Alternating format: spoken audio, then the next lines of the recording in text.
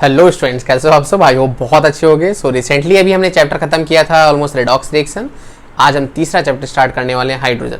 काफ़ी अच्छा टॉपिक है और ऑलमोस्ट आज आपके सारे डाउट्स क्लियर होने वाले हैं कि हाइड्रोजन आपका पीरियोडिक टेबल में सबसे अलग क्यों रखा जाता है। पहला क्वेश्चन। दूसरा क्वेश्चन, हाइड्रोजन मेटल है या नॉन मेटल। तीसरा क्वेश्चन, हाइड्रोजन केटायन कब फॉर्म करता है, एनायन कब फॉर्म करता है। बात समझ में आ रही है हमारे पास? क्लियर है। और यहाँ से ऑलमोस्ट हम प्रॉपरली उसके बारे में पढ़ेंगे कि क्यों हमारे पास इसको पीरियोडिक टेबल से अलग रखा गया है। That is will be the main question of this particular chapter. So start करते हैं आपके पास हाइड्रोजन।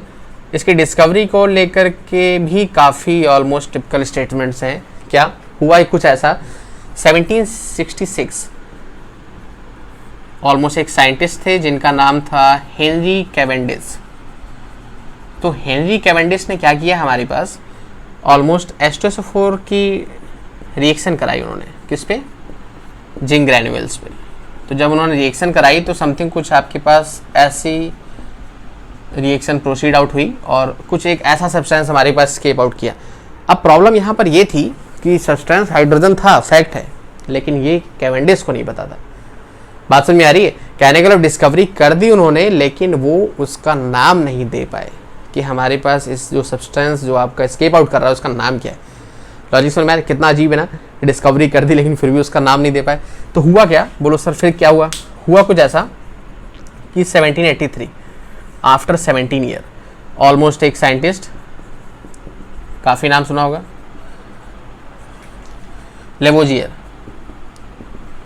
Anton Lavoisier, LAVOISIER।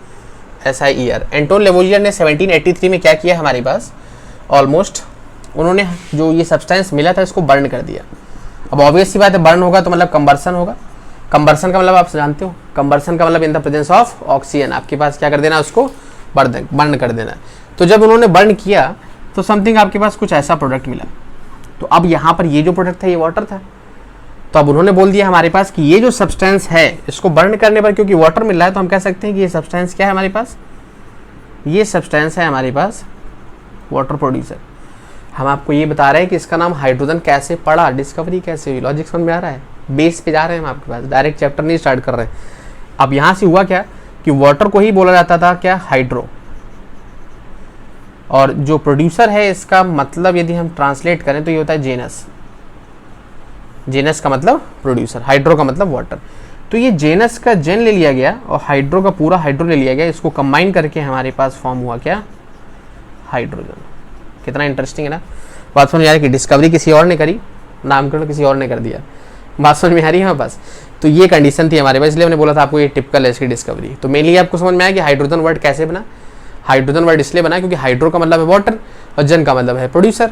तो दैट मीन्स आपके पास हाइड्रोजन को बर्न करने पर वाटर मिलता है, दैट इज द रीजन आपके पास उसको हम क्या बोलते हैं, हाइड्रोजन।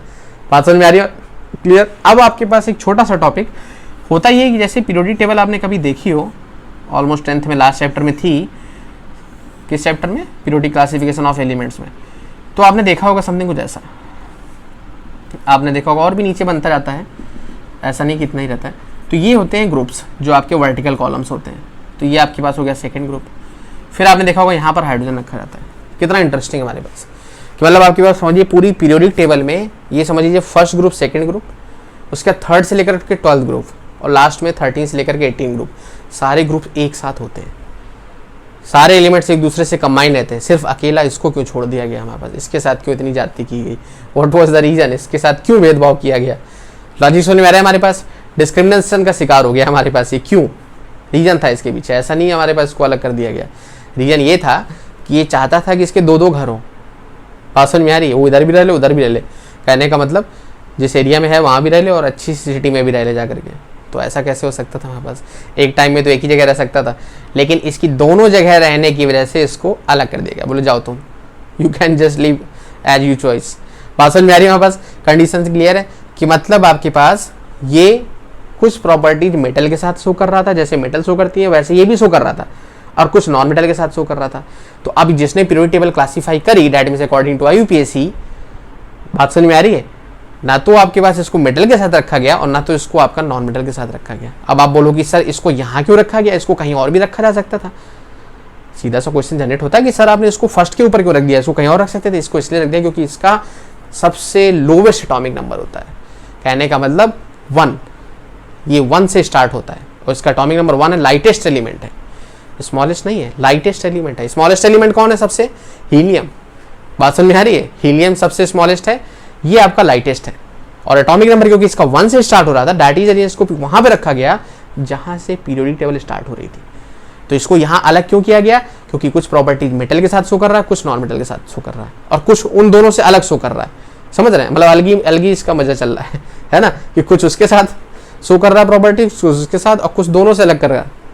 बात समझ में आ रही है पास? तो ऐसा नहीं, इसने बहुत बड़े बड़े कांड किए इसलिए उसको अलग रखा गया। तो ये तो अलग रखने वाला लॉजिक हो गया। इसको यहाँ क्यों रखा गया? क्योंकि इसका जो एटॉमिक नंबर है वो सबसे लीस्ट है, मतलब सबसे कम है। क्लियर? तो अब हम पढ़ेंगे आपके पास 1 by 1 बहुत ही डिटेल में कि कौन सी प्रॉपर्टी जिसने मेटल के साथ शो करी सिमिलर और कौन सी प्रॉपर्टी जिसने नॉन मेटल के साथ शो करी सिमिलर। बात समझ में आई? 1 by 1 पढ़ेंगे और फिर पढ़ेंगे कौन सी प्रॉपर्टीज दोनों से अलग कर दी इसने। Okay,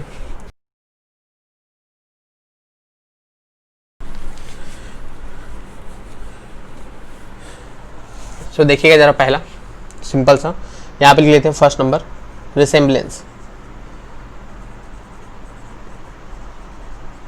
resemblance with alkali metal, कि मतलब आपके पास एल्कली मेटल के साथ इसने कौन कौन सी प्रॉपर्टीज शो करी। अच्छा, एल्कली मेटल आपके पास बहुत सिंपल सा होगा। एल्कली मेटल क्या होता है हमारे पास?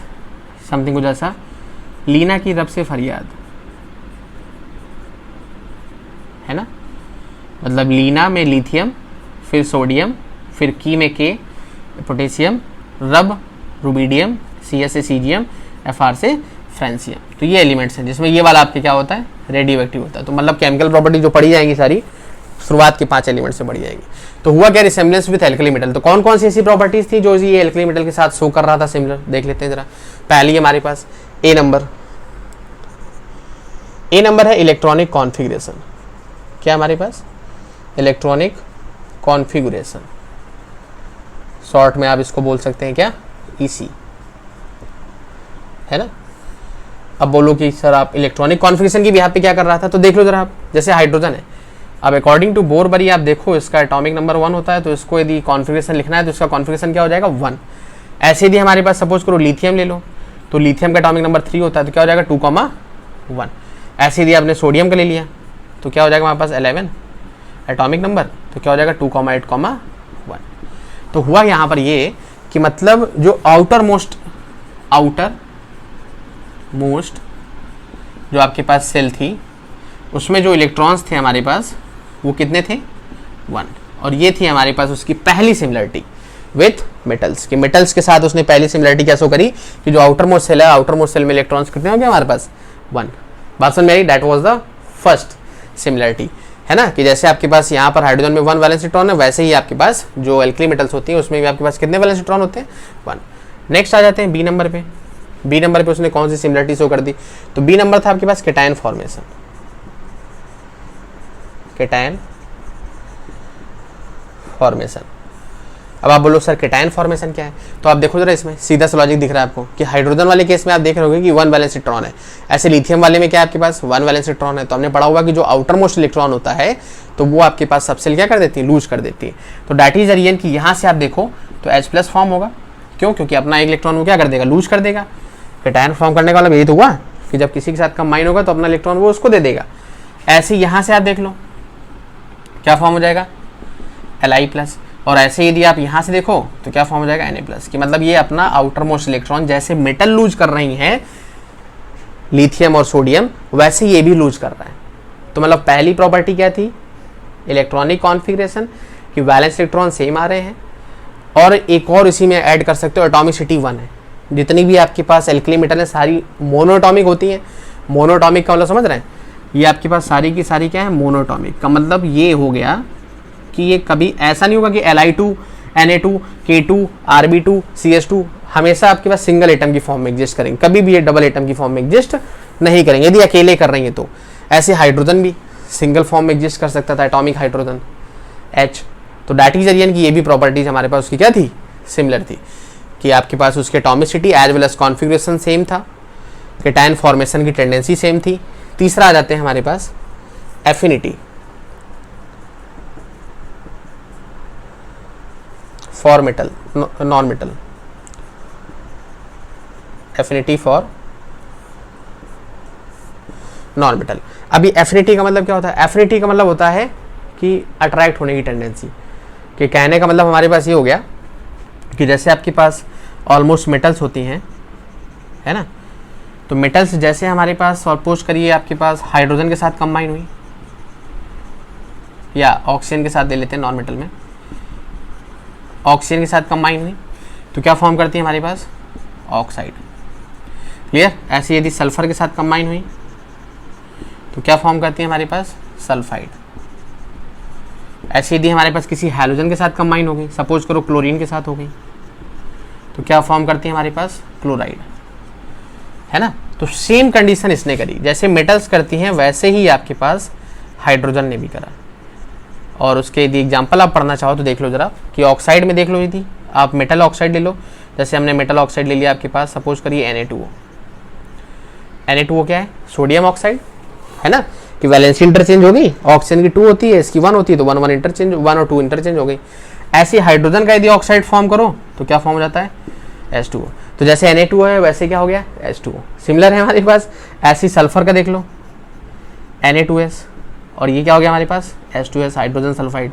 ऐसे यहाँ से देख लो NaCl, और ये क्या हो गया हमारे पास? HCl। कितना सिमिलर है हमारे पास? बात समझ में आ रही है कि डैट मीन्स आपके पास जैसे ऑलमोस्ट ये मेटल्स नॉन मेटल के साथ कंबाइन होकर जो कंपाउंड फॉर्म करती है, वही कंपाउंड आपका हाइड्रोजन भी फॉर्म कर रहा था। So that was the third similarity. और भी सिमिलरिटीज हैं, 1 बाय 1 पढ़ते हैं इसको हम डिटेल में।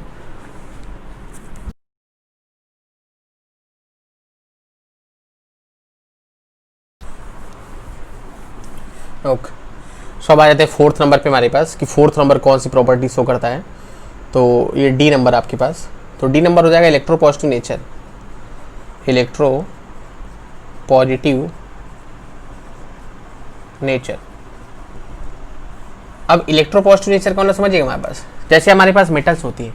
अब हमने इलेक्ट्रो पॉजिटिव क्या पढ़ा हुआ? इलेक्ट्रो का मतलब इलेक्ट्रॉन, और पॉजिटिव का मतलब आपके पास जब प्लस चार्ज आ रहा हो, और प्लस चार्ज तभी आता है जब इलेक्ट्रॉन का क्या हो रहा होता है? लॉस। तो मेटल्स क्या करती है? इलेक्ट्रॉन लॉस करती है। ऐसे ही हमारे पास यहाँ पर भी आपके पास ये शो कर रहा था कि इसको इलेक्ट्रो पॉजिटिव इसलिए बोला गया है हमारे पास कि जैसे हमने रिएक्शन कराई सिंपल सी, Zn की रिएक्शन करा दी किसके साथ? H2SO4 के साथ, बहुत बेसिक सी रिएक्शन है। तो हमने क्या पढ़ा आपके पास? क्या फॉर्म हो गया? ZnSO4 plus H2। तो हुआ ये कि जो जिंक है वो जा करके आपके पास इसको डिस्प्लेस कर गया, किसको? हाइड्रोजन को। और क्योंकि जिंक हमारे पास क्या है? जिंक मेटल है, और हमने पढ़ा हुआ है कि मेटल सिर्फ और सिर्फ किसको डिस्प्लेस कर सकता है? मेटल को। तो दैट इज द रीजन यहाँ से ये शो हुआ कि यदि आपके पास ये मेटल है, कहने का मतलब ये इलेक्ट्रो पॉजिटिव है, तो ये सिर्फ और सिर्फ इलेक्ट्रो पॉजिटिव को ही डिस्प्लेस कर सकता है। और क्योंकि आपके पास ये इसको डिस्प्लेस कर रहा था, इसका मतलब इसको भी इलेक्ट्रो पॉजिटिव कंसीडर किया गया। बात समझ में आ रही है हमारे पास? लॉजिक समझ में आ रहा है? फिर से आप देख लो कि हाइड्रोजन को इलेक्ट्रो पॉजिटिव इसलिए बोला गया हमारे पास, क्यों? क्योंकि आपके पास ये क्या कर रहा था? डिस्प्लेस कर रहा है मेटल इसको। क्लियर? नेक्स्ट आ जाते हैं 5th नंबर पे। तो ई नंबर पे, ई नंबर और लास्ट नंबर है हमारे पास reducing character. Reducing character. Clear? इसमें हमारे पास क्या हो जाएगा? सिंपल सा, like alkali metal, like alkali metal, it acts as strong reducing agent। कि जैसे आपके पास एल्कली मेटल थी वैसे हमारे पास ये भी अपने आप को क्या कर रहा था? एक स्ट्रॉन्ग रिड्यूसिंग एजेंट आपके पास वर्क कर रहा था। यदि हम इसकी रिएक्शंस के थ्रू इसको समझना चाहें तो देख लीजिए जरा, हमारे पास first number reaction CuO plus H2, और एरो में क्या आ गया? Cu plus H2। और दूसरी रिएक्शन यदि हम लिखना चाहें बोरॉन ट्राईऑक्साइड की, तो समथिंग हमारे पास यहाँ से क्या फॉर्म हो गया आपके पास? B plus H2O, K2O, sorry. Clear? कि मतलब क्या हो गया? B plus K2O। अब इसको यदि बैलेंस करो यहाँ पर तो ऑलमोस्ट आप देख लो, सॉरी, इसको यदि आप बैलेंस करो तो 2 टाइम्स हो गया यहाँ पर, और फिर ये आपका 3 है ऑक्सीजन, तो यहाँ पर आपके पास 3 हो गया, और जब 3 हो गया तो ये 6 हो गया, ये बैलेंस हो गई। तो आप देखिए जरा यहाँ पर हाइड्रोजन क्या कर रहा है? एडिशन ऑफ हाइड्रोजन हमने पढ़ा हुआ है, सीधा सीधा लॉजिक, रेडॉक्स रिएक्शन में क्या होता है? एडिशन ऑफ हाइड्रोजन रिडक्शन होता है। तो मतलब आपके पास ये क्या कर रहा है? रिड्यूस कर रहा है। बात समझ में आ रही है? कहने का मतलब कि जो CuO है, CuO से ऑक्सीजन अपना रिमूव हो गया, तो मतलब ऑक्सीजन का रिमूवल क्या हो गया? रिडक्शन। इसने क्या कर दिया? उसको रिड्यूस कर दिया। बात समझ में आई? और खुद क्या हो गया? ऑक्सीडाइज हो गया। तो खुद ऑक्सीडेशन सब्सटेंस है, और जो ऑक्सीडाइजिंग सब्सटेंस होता है वही तो रिड्यूसिंग एजेंट होता है। तो दैट इज H2 कैसा वर्क कर रहा है? रिड्यूसिंग एजेंट का। सेम लॉजिक यहाँ पर कि मेटल क्या कर रही है? इसको रिड्यूस कर रही है। तो दैट इज रिड्यूसिंग एजेंट क्या है? मेटल। तो जैसे आपके पास मेटल रिड्यूसिंग एजेंट्स होते हैं, ये तो हमने पढ़ा हुआ है, क्योंकि मेटल का जो E0 होता है वो बहुत लो होता है। बात समझ में आ रही है? क्लियर है? कि इसने पढ़ा हुआ है लिथियम का माइनस का 3.05, मतलब strongest reducing agent. Redox reaction ने पढ़ा है आपके पास। तो हर एक चीज़ का कनेक्शन होता है, इसलिए आपका हाइड्रोजन स्टार्ट किया है हमने। क्लियर?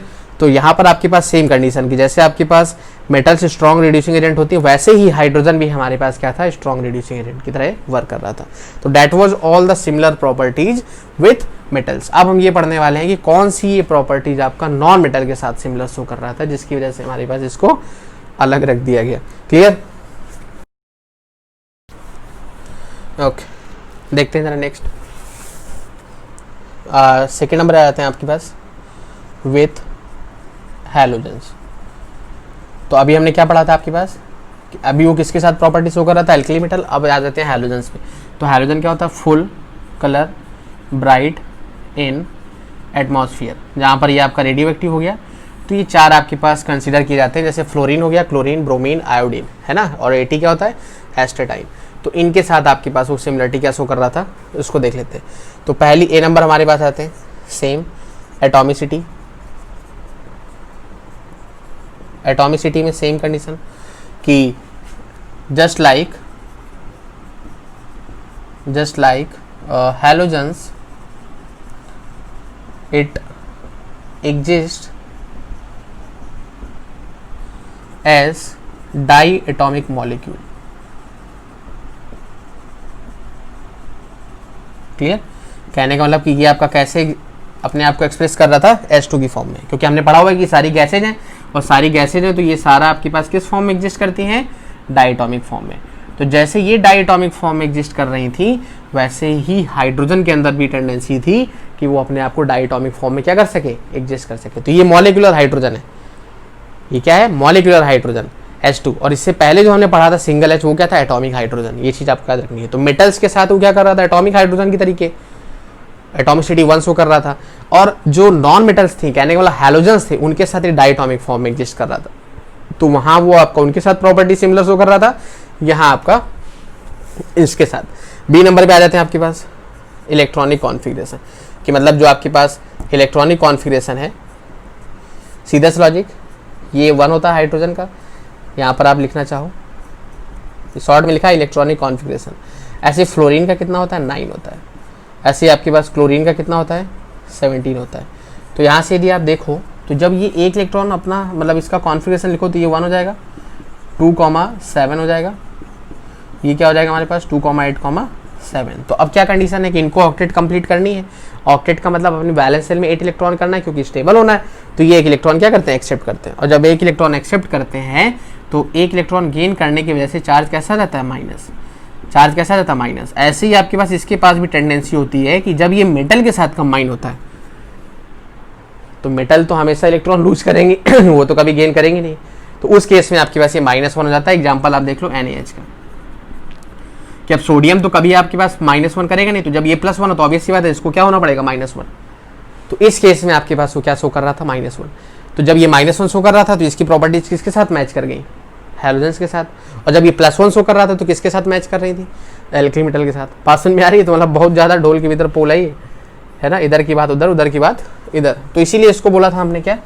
इसको बोला था यूनिवैलेंट नॉन मेटल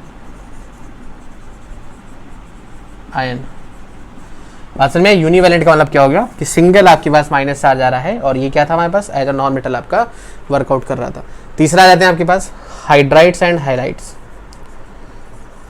देखिए बहुत इंपॉर्टेंट पार्ट है हमारे पास। ये आपको ये पता होना चाहिए क्या सिमिलरिटी थी क्या नहीं थी, किसकी वजह से आपको इसको अलग किया गया। ये नहीं कि बस ये पढ़ लो कि हाँ हाइड्रोजन अलग है। दुनिया जानती है हाइड्रोजन अलग है, क्यों है? आप जानते हो, हम जानते हैं, हम आपको बता रहे हैं। बात समझ में आ रही? बोलो सर हम तो नहीं जानते, आप जानोगे ना, हम बता तो रहे।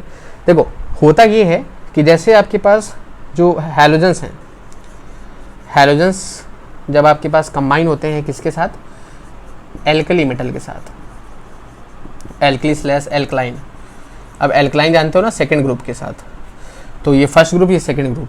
तो यहाँ से जब एल्कली एल्कलाइन के साथ कंबाइन होते हैं तो यहाँ से क्या फॉर्म होता है हमारे पास, यहाँ से फॉर्म होता है मेटल हैलाइड। क्लियर। ऐसे ही हमारे पास जो हाइड्रोजन था, हाइड्रोजन भी इन्हीं के साथ कंबाइन हो रहा था और फॉर्म कर रहा था क्या, मेटल हाइड्राइड। तो थोड़ा सा स्पेलिंग में चेंज है, मोस्टली कंपाउंड आपका सिमिलर था। कहने का मतलब कि जैसे हम कोई हैलोजन ले लें, जैसे हमने Cl ले लिया तो Na के साथ कंबाइन करके उसने क्या फॉर्म कर दिया, NaCl। यदि हमने सपोज करो कोई एक आपके पास एल्कलाइन अर्थ मेटल ले लिया, हाइड्रोजन ले लिया, तो क्या फॉर्म कर दिया, CaH2। तो मतलब ये क्या था, कैल्शियम हाइड्राइड, और ये क्या था, सोडियम क्लोराइड। याद रखिएगा बहुत फेमस कंपाउंड है, इसका नाम क्या है, क्या नाम है इसका, कमेंट बॉक्स में लिखिएगा, उसके बाद देखिएगा इसको। यस, इसका नाम है हाइड्रोलिथ। और यदि नहीं आता है तो ईमानदारी के साथ बोल दीजिएगा कि भाई मेरे को नहीं आता था। क्लियर, बात समझ में आ रही, क्या बोलते थे इसको, हाइड्रोलिथ। तो ये थी हमारे पास सिंपल सी कंडीशन। यहाँ स्पेलिंग में चेकआउट कर सकते हो कि आई है कि वाई है। क्लियर, वो आपके ऊपर, इतना मायने नहीं करता, तो मैटर नहीं करता, खैर मैटर तो सब कुछ करता है। तो ये था हमारे पास ऑलमोस्ट थर्ड नंबर प्रॉपर्टी जो आपका सिमिलर शो कर रहा था, किससे, वो आपका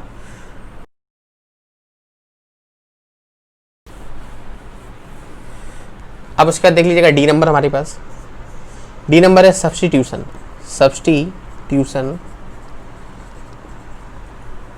ऑफ हाइड्रोजन बाई हैलोजन। कि मतलब आपके पास 10th में आपने पढ़ा होगा शायद, याद हो, सब्स्टिट्यूशन रिएक्शन, और वही रिएक्शन हम यहाँ पर पढ़ने वाले हैं। क्या, जैसे CH4 था, अब CH4 की रिएक्शन हमने करा दी किसके साथ, Cl2 के साथ, तो उसने कंबाइन करके क्या फॉर्म कर दिया, CH3Cl प्लस HCl। तो अब देखिएगा यहाँ पर एक हाइड्रोजन जो है इसका, वो एक आपके पास क्लोरीन के थ्रू क्या हो गया, सब्स्टिट्यूट कर दिया गया। मतलब यहाँ से समझिएगा, हम यदि इसको स्ट्रक्चर के थ्रू दिखाएं आपके पास, तो इसका स्ट्रक्चर कुछ ऐसा होता है। बोलो सर ये क्या बना रहे हो आप, जब केमिकल बॉन्डिंग पढ़ेंगे तब हम डिटेल में बताएंगे आपको कि हम क्या बना रहे हैं। बात समझ में आ रही है। तो ये हमारे पास कंडीशन है। इसमें होता क्या है हमारे पास, ये डैश्ड वेज है, सॉलिड वेज है। इसका मतलब होता है कि बॉन्ड बाहर की तरफ है, और इसका मतलब होता है अंदर की तरफ है, और इसका मतलब होता है प्लेन पे। बात समझ आ रही है। मतलब यहाँ पर कार्बन है बोर्ड में, 2 हाइड्रोजन हो गया इसमें बोर्ड में, एक हाइड्रोजन बाहर हो गया, एक हाइड्रोजन अंदर हो गया। क्लियर है बात समझ में। ये 3D फिगर होता है आपके पास। तो जब इसके हम रिएक्शन कराएंगे किसके साथ, Cl के साथ, तो मतलब ये आपके पास इसको जा करके अलग कर रहा है। इसका मतलब ये है कि कहीं ना कहीं हाइड्रोजन की जो प्रेफरेंस है वो Cl के सेम हो रही है, तभी तो आपके पास इस बॉन्ड में हाइड्रोजन को Cl डिस्प्लेस कर गया। क्योंकि यदि आपके पास ये एक दोनों सिमिलर ना होते तो क्या ये इसको डिस्प्लेस कर पाता, हटा पाता, ये बॉन्ड नहीं हटा पाता। तो यहाँ से शो हो गया कि आपके पास यदि हाइड्रोजन हाइड्रोजन को सब्स्टिट्यूट कर रहा है, कहने का मतलब कहीं ना कहीं उनकी प्रॉपर्टीज आपस में क्या है, सेम है। जैसे हमने रिड्यूसिंग कैरेक्टर में पढ़ा था, जैसे मेटल रिड्यूस करती हैं, बात समझ में आ रही है, वैसे हाइड्रोजन भी रिड्यूस कर रहा था। क्लियर था। ऐसे ही आपके पास जो हैलोजन है वो हाइड्रोजन को सब्स्टिट्यूट कर रहा है, इसका मतलब उसकी प्रॉपर्टीज आपस में क्या है, सेम है। तो ये तो हो गया हमारे पास डी नंबर। अब आ जाते हैं ई नंबर हमारे पास, आयनाइजेशन एंथैल्पी। तो ये हमारे पास इसकी डेफिनेशन क्या हो जाएगी, ये आपने पढ़ा भी होगा लास्ट ईयर क्लास 10th में। Energy required to remove an electron from gaseous atom. Clear, कि गैसियस एटम है तो उससे हम जब एक इलेक्ट्रॉन क्या करते हैं, रिमूव कराते हैं, तो रिमूव कराने में जितनी एनर्जी की रिक्वायरमेंट होती है उसी को बोलते हैं हम क्या, आयनाइजेशन एंथैल्पी। अब देखिए जरा स्क्रीन पे हमारे पास ऑलमोस्ट यहाँ पर आयनाइजेशन एंथैल्पी का कुछ ऑर्डर आ रहा होगा, तो देखिए जरा यहाँ पर। अब आप देख रहे होंगे यहाँ पर कि आयनाइजेशन एंथैल्पी हाइड्रोजन की कितनी आ रही है, 1301। क्लियर है, ये हमारे पास उसकी आयनाइजेशन एंथैल्पी है, और ये सारा का सारा जो आयनाइजेशन एंथैल्पी है आपके पास किलोजूल पर मोल पे है। अब आगे लिथियम की 520, सोडियम की 496, पोटेशियम की 419, 408 और लास्ट में 375।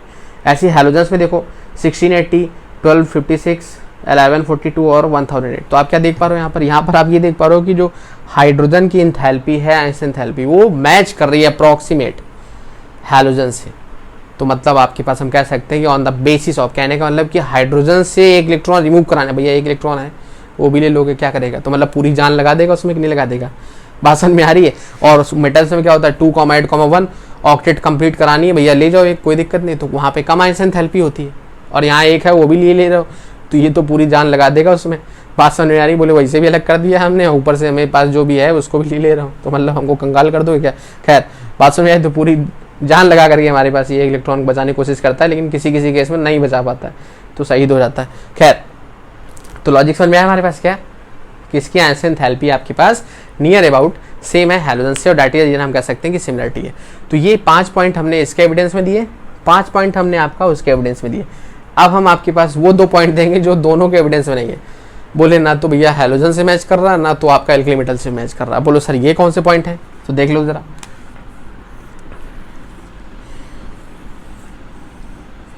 यहाँ पे देख लीजिएगा, properties different from both. Both का मतलब एल्कली मेटल से भी और हैलोजन से भी। क्या प्रॉपर्टीज दोनों से डिफरेंस शो कर रहा है? देखिए जरा, पहली प्रॉपर्टी कि जैसे हमने आपके पास हाइड्रोजन का ऑक्साइड फॉर्म किया, तो ये H2O कैसा होता है? न्यूट्रल होता है, सबने जानते हैं क्या होता है हमारे पास? न्यूट्रल। लेकिन यदि हमारे पास सपोज करो हम ऑक्साइड ले लें, किसका? ऑलमोस्ट नॉन मेटल का, ये नॉन मेटल है क्लोरीन, ऑक्सीजन उसका ऑक्साइड ले लिया, तो ये ऑक्साइड होता है हमारे पास एसिडिक। हमने पढ़ा हुआ है आपके पास क्लास 10th में, क्या पढ़ा हुआ है कि जब नॉन मेटल ऑक्सीजन के साथ कंबाइन करती है तो कैसा ऑक्साइड फॉर्म करती है? एसिडिक। अब यदि हमें ये देखना हो कि कैसे एसिडिक है, तो वाटर मिला दो तो वहाँ से एसिड मिल जाएगा, HClO3 है ना, तो वो हमारे पास बता देगा हमको कि एसिडिक है। अब उसके बाद तीसरा Na2O, ये कैसा होता है हमारे पास? बेसिक। तो जो मेटल का ऑक्साइड होता है वो बेसिक होता है, ये भी हमने पढ़ा हुआ। वाटर मिलाओगे तो आपके पास क्या फॉर्म हो जाएगा? हमारे पास बेस फॉर्म हो जाएगा। तो लॉजिक क्या था कि जो हाइड्रोजन का ऑक्साइड है वो न्यूट्रल है, जो हमारे पास नॉन मेटल का ऑक्साइड है वो कैसा? एसिडिक है, और जो मेटल का ऑक्साइड है वो कैसा हमारे पास? बेसिक है। तो मतलब आपके पास हम कह सकते थे कि यदि आपके पास वो न्यूट्रल, एसिडिक और बेसिक ये ऑक्साइड फॉर्म कर रहा था, तो इसका मतलब साफ है कि उसकी प्रॉपर्टीज आपके पास क्या थी? हमारे पास सेम थी, मतलब अलग अलग आ रही है आपके पास।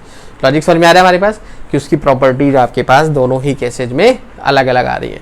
इसको एक बार फिर से जरा हमारे पास बहुत ध्यान से देखेंगे तो सीधा सा लॉजिक हमारे पास है। आप देखिए जरा, जैसे हाइड्रोजन का कॉन्फ़िगरेशन हम देखें, हाइड्रोजन तो एटॉमिक नंबर क्या होता है? 1। अब बोला जाए कि क्या इसमें हमारे पास वैलेंस सेल है? इनर्ट सेल है हमारे पास? नहीं है। इनर्ट सेल इलेक्ट्रॉन इसमें होता ही नहीं है। मतलब हमारे पास यहाँ से हम लिख सकते हैं hydrogen has no inner electron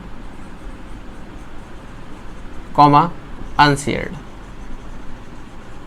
electron, कि ना तो भैया इसमें कोई हमारे पास इनर इलेक्ट्रॉन होता है और ना ही कोई अनशेयर्ड इलेक्ट्रॉन। इनर इलेक्ट्रॉन क्या होता है? जैसे सपोज करो आपने लिख दिया फ्लोरीन, तो क्या हो गया? 2,7, तो 7 हो गया आउटर, इनर क्या हो गया? 2।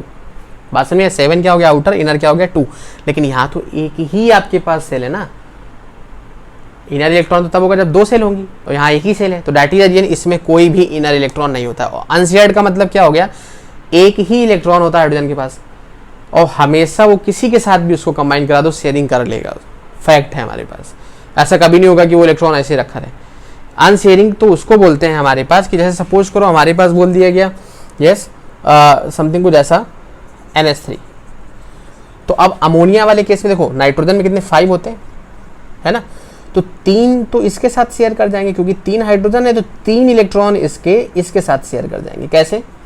समथिंग कुछ ऐसा, एक ऐसा शेयर कर गया, एक ऐसा शेयर कर गया, एक ऐसा शेयर कर गया, 3 हाइड्रोजन शेयर कर गए, लेकिन 2 आपके पास बच गए, तो इसको बोलते हैं अनशेयर्ड इलेक्ट्रॉन। तो अनशेयर्ड इलेक्ट्रॉन आपके पास मेटल्स में भी होते हैं, नॉन मेटल्स में भी होते हैं, लेकिन हाइड्रोजन में सिर्फ एक ही इलेक्ट्रॉन है, तो वो आपका कभी अनशेयर्ड होता ही नहीं है। बात समझ में आ रही? क्लियर है? कंडीशन समझ में आ गई कि मतलब आपके पास 5 प्रॉपर्टीज उसके साथ सिमिलर थी मेटल के साथ, 5 नॉन मेटल के साथ, अब 2 प्रॉपर्टीज ऐसी आ गई जो दोनों से अलग हो गई, तो अब आप समझ लो उसको अलग रखना चाहिए कि नहीं रखना चाहिए। तो ये था हमारे पास टॉपिक, इसको मैं डेप्थ में पढ़ना था आपके पास। क्लियर है? बात समझ में आ रही? तो आई थिंक हमने इसको प्रॉपर समझाया। अब हम आते हैं आपके पास कहाँ कहाँ मिलता है, छोटा सा टॉपिक है, उसको भी कवर कर लेते हैं। ओके, अब देख लेते हैं आपके पास अक्रेंस ऑफ हाइड्रोजन, कि मतलब हाइड्रोजन का आपके पास अक्रेंस का मतलब होता है कि कहाँ कहाँ से मिलता है आपके पास, कहाँ कितना प्रेजेंट है हमारे पास। क्लियर है? इसको बोलते हैं अक्रेंस। तो यहाँ पर हम 2 तरीके से इसको सिंपल सा पढ़ते हैं, on the basis of on the basis of earth crust. Earth crust का मतलब समझ रहे हैं कि जो आपके पास अर्थ है उसमें एटमॉस्फेयर में, और दूसरा है हमारे pass on the basis of universe.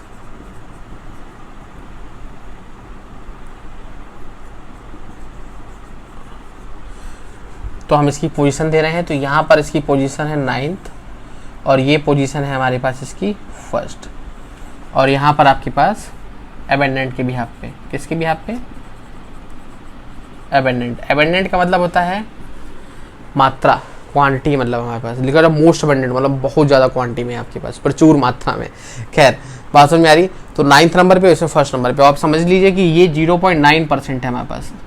Earth crust में इतना हाइड्रोजन है और यूनिवर्स में आपके पास इतना हाइड्रोजन है। अब आप समझ लो 99% जो यूनिवर्स है वो इससे आपके पास मिलकर के बना हुआ है। और इवन आपके पास जो दो ये आपके पास हो गए जुपिटर एंड जो आपके पास सैटर्न हो गए, तो ये तो मेनली आपके पास हाइड्रोजन से ही बने हुए हैं। और जो हमारे पास नेक्स्ट हो गया, जैसे आपके पास सन हो गया, तो सन तब बनता है जब आपका हाइड्रोजन क्या हो जाता है हमारे पास, इज फ्यूज्ड विथ हीलियम, तब जा करके हमारे पास जो सन की एनर्जी है वो आपकी डेवलप होती है, और यहाँ से हमारे पास स्टार्स, क्लियर, ब्राइट स्टार्स जो हमारे पास ग्लो करते हैं, तो उनकी जो आपके पास लाइट है वो उसका भी सोर्स क्या है हमारे पास, हाइड्रोजन है। तो ये हमारे पास अकरेंस है कि 9th नंबर अर्थ क्रस्ट में है, और अर्थ क्रस्ट में टोटल कितना हाइड्रोजन है, 0.9%, और ये हमारे पास 1st पोजीशन पे है यूनिवर्स में 99%। ये दोनों मेनली हाइड्रोजन से बने हुए हैं। सन में आपके पास ऑलमोस्ट जो एनर्जी का सोर्स है वो पूरा का पूरा आपका हाइड्रोजन है, जब हीलियम के साथ फ्यूज होता है, और ये हमारे पास हो गया ऑलमोस्ट ब्राइट स्टार्स। बात समझ में आ रही है? अब हाइड्रोजन को जो क्लासीफाई किया जाता है हमारे पास, यदि हम देखें तो ये आपके पास 3 टाइप्स में होता है। इसके आइसोटोप्स जो होते हैं हमारे पास, 3 आइसोटोप्स होते हैं आपके पास, 1H1, फिर आपके पास है 1H2, और फिर है हमारे पास 1H3। क्लियर? इसमें थोड़ा डिटेल देख लेते हैं। ये जो हमारे पास है ये है non radio active. Radio active का मतलब वही जो न्यूक्लियर रिएक्शन में पार्टिसिपेट करते हैं। ये हमारे पास same condition, non radio active, लेकिन ये हमारे पास क्या है, रेडियो एक्टिव, है ना, हमने पढ़ा हुआ है। इसको बोलते हैं क्या, ट्राइटियम। ये क्या है, ड्यूटेरियम, और ये क्या है हमारे पास, प्रोटियम। तो मतलब इसको बोल देंगे पी, इसको बोल देंगे डी, इसको क्या बोल देंगे टी। तो प्रोटियम, ड्यूटेरियम और ट्राइटियम। सबसे खास बात हमारे पास ये होती है कि इसमें देख रहे होंगे आप मास नंबर 1 है, इसमें मास नंबर कितना है 2 है, इसमें मास नंबर कितना है 3 है। तो मास के बिहाफ पे जब हम इसका रेशियो निकालते हैं, तो सपोज करो हमारे पास यदि ये 1 है तो ये हो जाता है 1.56 इंटू 10⁻², और ये हो जाता है 1.0 इंटू 10⁻17। अब आप समझ लीजिए, है ना, एबेंडेंस के बिहाफ पे कि सबसे ज़्यादा जो यूनिवर्स में अवेलेबल है वो कौन है, प्रोटियम, उसके बाद कौन है, ड्यूटेरियम, और सबसे लीस्ट कौन है, ट्राइटियम। इवन आप ये समझ लीजिए कि ट्राइटियम क्योंकि रेडियो एक्टिव है, तो रेडियो एक्टिव एलिमेंट का हाफ लाइफ पीरियड होता है। अब ये क्या होता है, हालांकि 12th का टॉपिक है, लेकिन अभी आपको बता रहे हैं 12.33 ईयर, ये हमारे पास है इसका half life period. Half life period का मतलब ये होता है कि यदि मान लो सपोज करो कोई चीज़ 100 ग्राम है, तो 100 ग्राम में से 50 ग्राम उसका ख़त्म होने में इतने साल लग जाएंगे। बात समझ में आ रही है हमारे पास? तो यदि आपके पास सपोज करो कोई थोड़ा सा पार्ट हमारे पास है ट्राइटियम का, तो उसका हाफ पार्ट खत्म होने में इतना ईयर लग जाएगा। ये हमारे पास फैक्ट है, तो उसको बोलते हैं क्या, हाफ लाइफ पीरियड, कि अर्ध आयुकाल। बात समझ में आ रही है यहाँ पास? क्लियर है? So that was all about isotopes, कि मतलब ये आपके पास नॉन रेडियो एक्टिव, ये आपका रेडियो एक्टिव, इसी से मिलकर के बना होता है हमारे पास हैवी वाटर, जिसको हम क्या बोलते हैं, D2O। क्लियर? बात समझ में आ रही है? इसका मास 2 हो गया अप्रॉक्सीमेट, और ये आपका 3 हो गया। यदि हम देखें कि एबेंडेंस के बिहाफ पे, एबेंडेंस का मतलब समझ रहे हैं ना, कि कौन किस कितना पाया जाता है, तो सबसे ज़्यादा कौन पाया जाता है, जो हाइड्रोजन है नॉर्मल वाला 1H1, फिर उसके बाद आपका ये, फिर ये। कुछ आपके पास प्रॉपर्टीज यहाँ पर आप देख लीजिए, जो आपके पास सारे तीनों को कंपेयर कर रही हैं हमारे पास, उसको देख लेते हैं ज़रा। फर्स्ट नंबर पे हमारे पास देखिएगा, यस, पहले नंबर पे लिखा हुआ सिंबल नोन है, फिर एटॉमिक नंबर 111, एटॉमिक नंबर सबका सेम रहेगा। मास नंबर में देखिए पहला का 1.00 समथिंग, फिर 2.01, फिर 3.02। क्लियर?